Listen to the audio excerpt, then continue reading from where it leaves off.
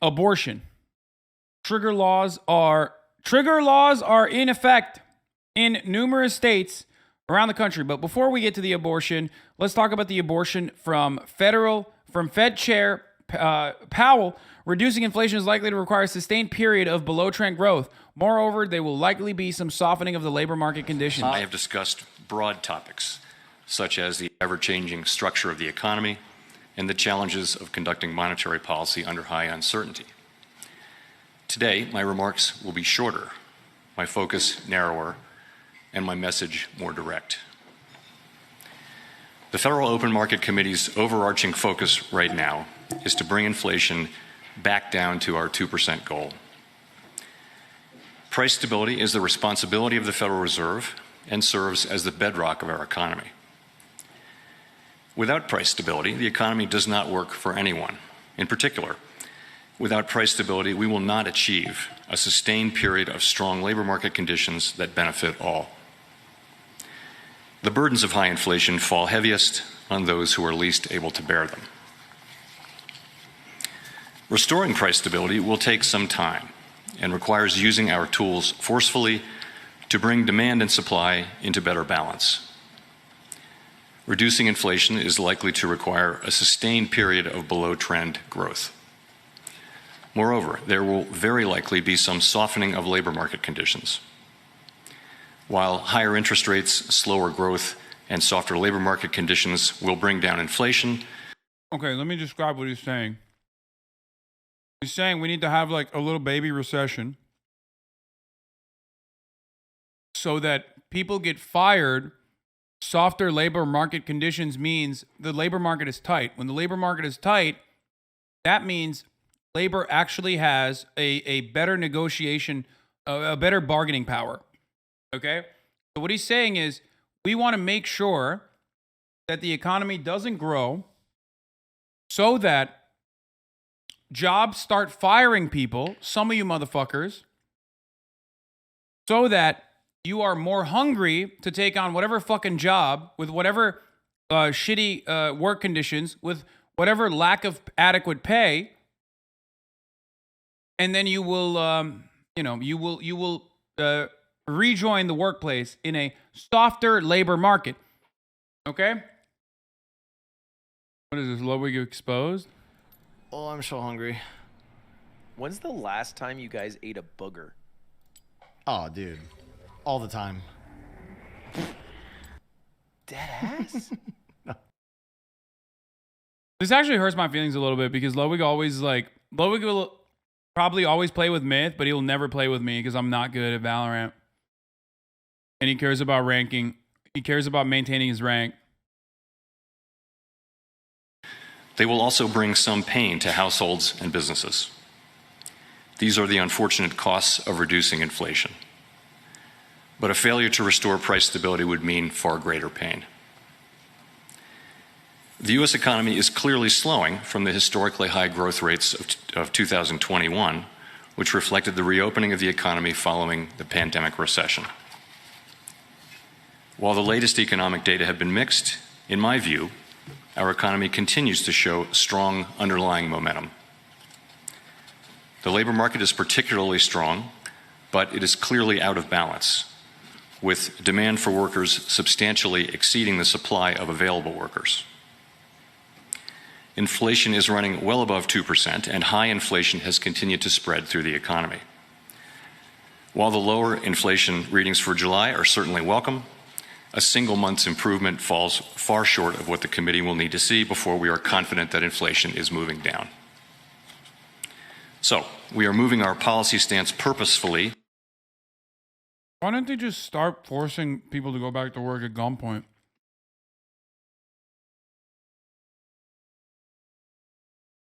Actually. Just start forcing people to work at gunpoint. It's pretty obvious that like they're singling out a tight labor market for the only reason for inflation now. I like that they went full mask off. Like they're not even talking about COVID, the disruption in the supply chain. It's just about the tight labor market and the labor demand completely outpacing the interest in providing labor supply. I mean, that's crazy to me. Bro, please stop linking the Ludwig clips, man. I get it. Okay, it's fine. We'll look at it later. I'm literally in the middle of fucking political commentary. We're talking about the Fed, and you just like want me to sidestep away from that and like watch a Ludwig video, which I will. I love Ludwig. Okay, I'll watch his videos all day, every day. But like, can I just go through this without you fucking constantly spamming the same clip? Okay, it's okay.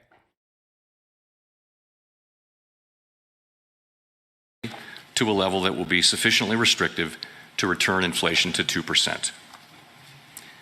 At our most recent meeting in July, the FOMC raised the target range for the federal funds rate to 2.25% to 2.5%, which is in the Summary of Economic Projections range of estimates of where the federal funds rate is projected to settle in the longer run.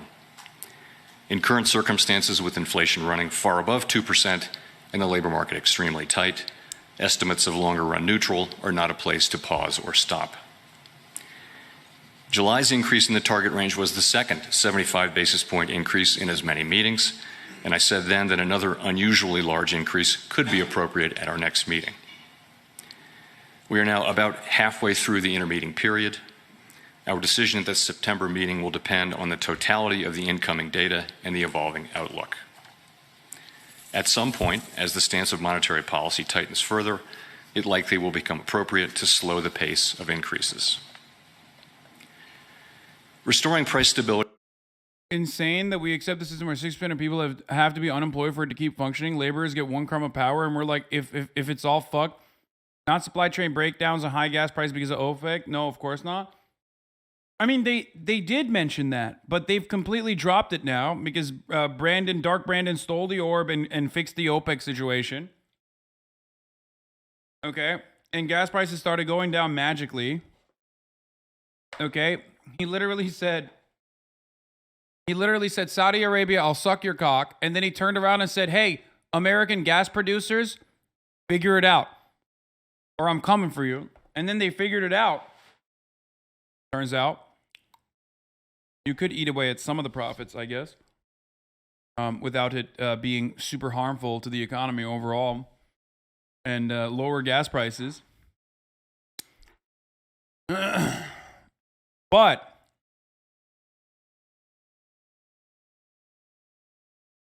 first coherent leftist take on why inflation is scary and bad, but Powell is worse. 98% of people getting what is, in effect, the 7% pay cut could be theoretically worse than 2% more people with no jobs. Inflation is bad. It's just our capital-friendly method of addressing it by increasing unemployment and reducing worker power is cruel and ineffective. Yeah.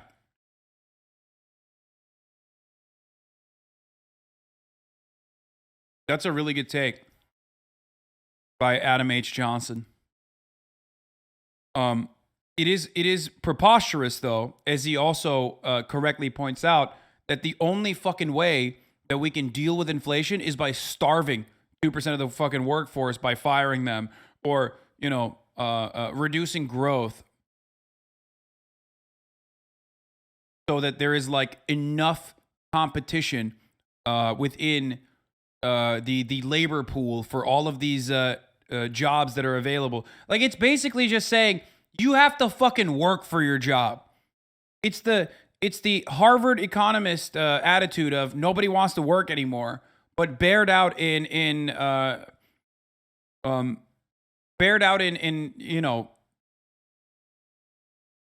don't know what the term would be here. Bared out in the way that the Fed operates.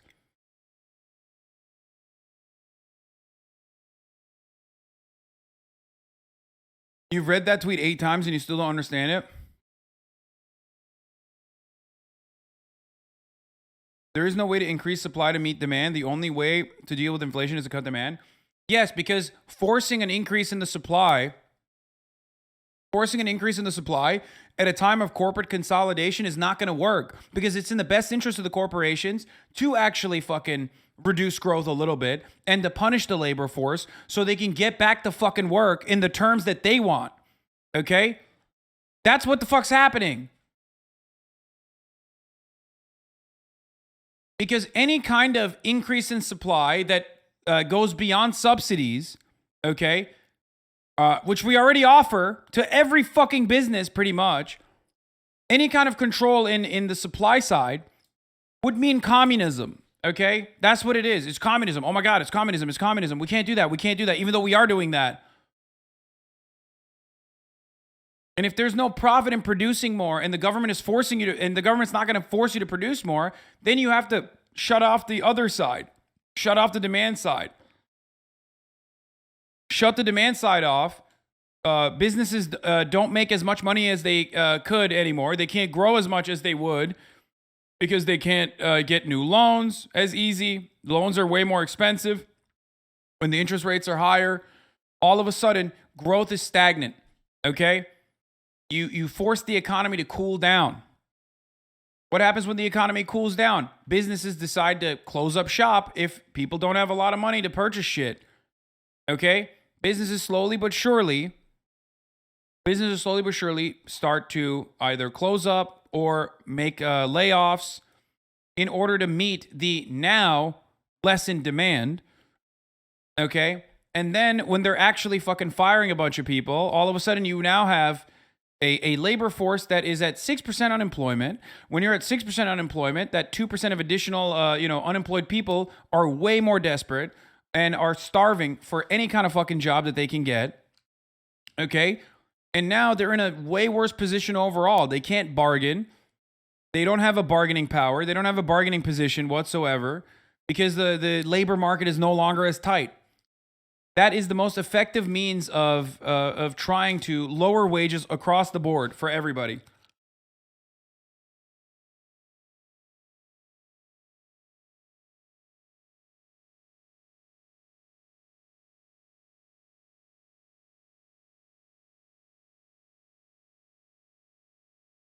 Does that make sense? Do you guys get it?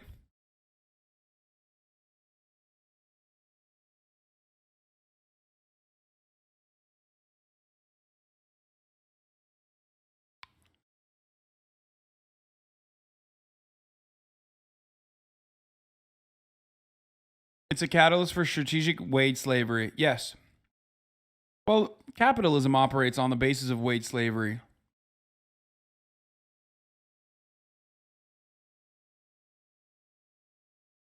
And by the way, I mean, Jerome Powell is saying this. Like, he's literally saying this. When he says we need a softer labor market, that's what he's saying. He's saying we need people to shut the fuck up and get back to work with with shittier workplace conditions and lower pay. Because this is just not working in the way it is currently. Because labor power is antithetical to capitalism. It will likely require maintaining a restrictive policy stance for some. And yes, the other part of it is, of course, the Fed has no other tools to fight inflation. Better tools are available to Congress. The Fed is in a double bind. Your favorite. Yes. I have talked about this so many fucking times over at this point that I don't know how much more I can repeat the same thing over and over again. But yes, when you're a hammer, everything looks like a nail. And the Fed is a hammer.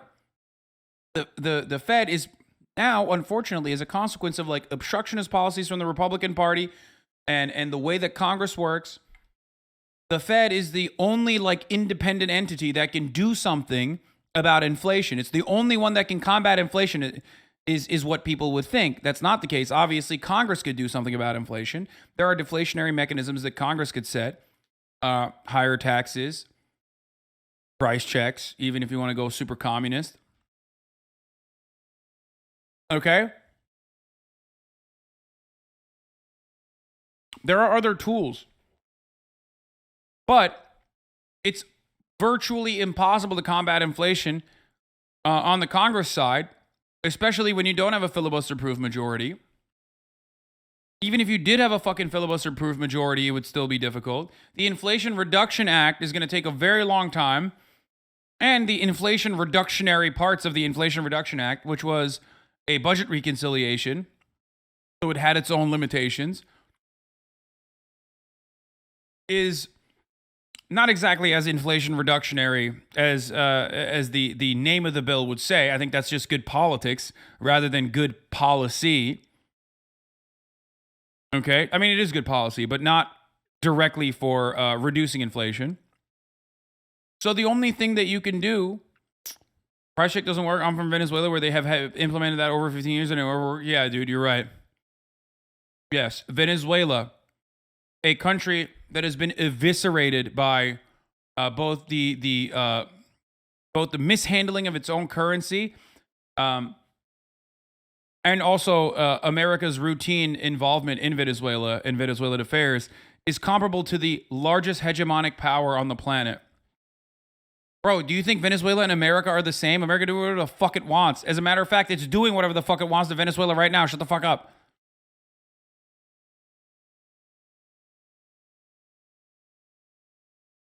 So basically, the feds will increase loan interest rates and so on to suffocate businesses into firing people, leading to more people being unemployed, hence reducing inflation. Am I getting this fucked up thing right? Yeah, to a certain degree, yes. Basically. Time. The historical record cautions strongly against prematurely loosening policy. Committee participants' most recent individual projections from the June SEP showed the median federal funds rate running slightly below 4%. America engages in price controls for agriculture right now? Yes, of course it does. Of course it does. It also engages in price controls with oil and gas too. It engages in price controls with pretty much everything. Okay? Every industry in America, to a certain degree, is subsidized. What is this? You're being paranoid? Have more faith in our corporate overlords, so we should use targeted starvation? As in the very thing we criticize Stalin so harshly for? Dude, we have nothing to do with Venezuela. Never have. This guy's really funny. Through the end of 2023. Participants will update their projections at the September meeting. Our monetary policy deliberations and decisions build on what we've learned about inflation dynamics, both from the high and volatile inflation of the 1970s and 1980s, and from the low and stable inflation of the last quarter century. And in particular, we're drawing on three important lessons that I'll highlight. Okay, I don't care. It's coming, okay? Or rather, it's going to continue.